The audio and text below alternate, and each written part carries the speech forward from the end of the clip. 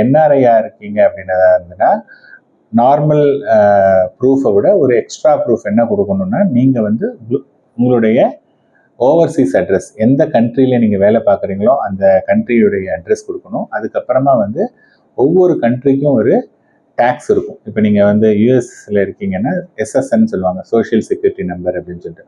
அந்த SSN number கொடுக்கணும். But யாரும் எந்த இடத்துலையும் அவங்க மென்ஷன் பண்ண மாட்டாங்க. ஆஸ் அ மேண்டேட் வந்து நீங்கள் கொடுக்கணும். இது வந்து யூஎஸ்ல இருக்கக்கூடிய என்ஆர்ஐக்கு. யார் ஒருத்தராக இருந்தால், யார் ஒரு என்ஆர்ஐயாக இருந்தாலும் அவங்களுடைய பாஸ்போர்ட் வந்து ரொம்ப ரொம்ப இம்பார்ட்டன்ட். அவங்களுடைய பாஸ்போர்ட் காப்பி கொடுக்கணும். இது கொடுத்தோம் அப்படின்னு சொன்னதாக இருந்ததுன்னா அவங்க இன்வெஸ்ட் பண்ணலாம்.